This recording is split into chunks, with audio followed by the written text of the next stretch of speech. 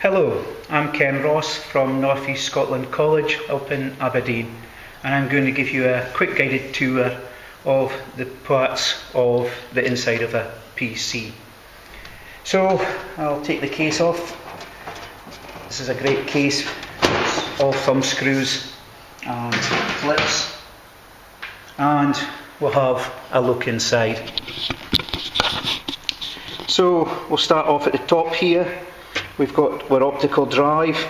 It's SATA. I can unclip that, give it a push out, and this case, it's a DVD rewriter that we have in this machine. The second component is a traditional hard drive. Again, SATA connection. Let me just pull that one out.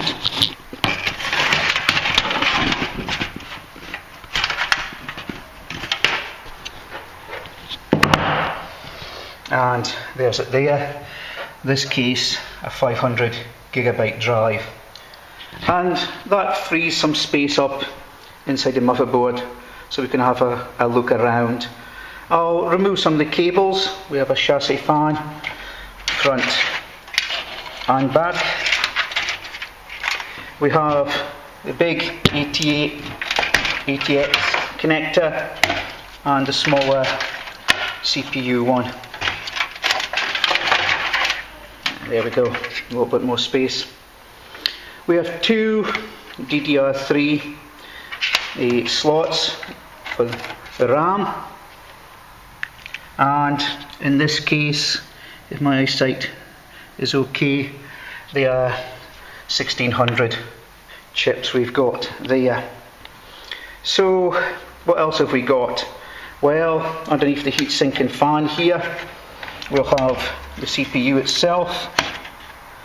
Slightly tricky to get out with just using the one hand, but we'll get there.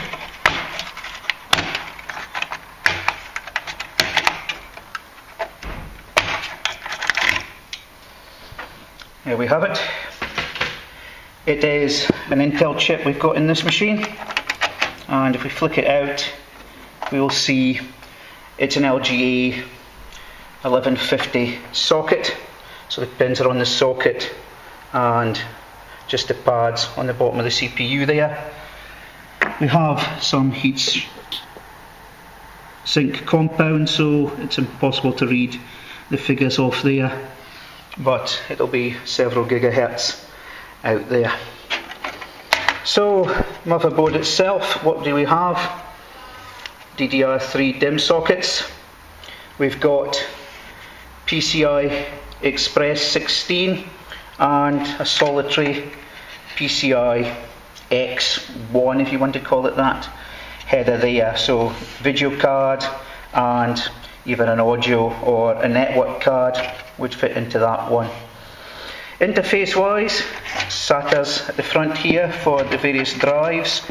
We have 4 of them in total, 6 gigabit SATA, and with various USB headers.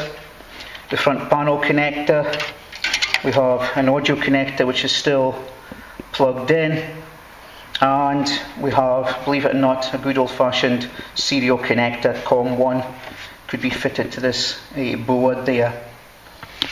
Round the back we have good old PS2 for mouse and keyboard, USB 2, USB 3, DVI for digital video and VGA connector, gigabit network card, 2 more USBs and some audio connectors.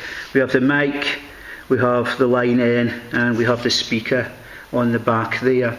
All in all, quite a simple motherboard we have. Plenty of space for expansion in the case, and power supply unit down at the bottom here, which in this case is a 500 watt power supply. So hopefully that's enough to let you see all the components. All I've got to do now is put them back together again.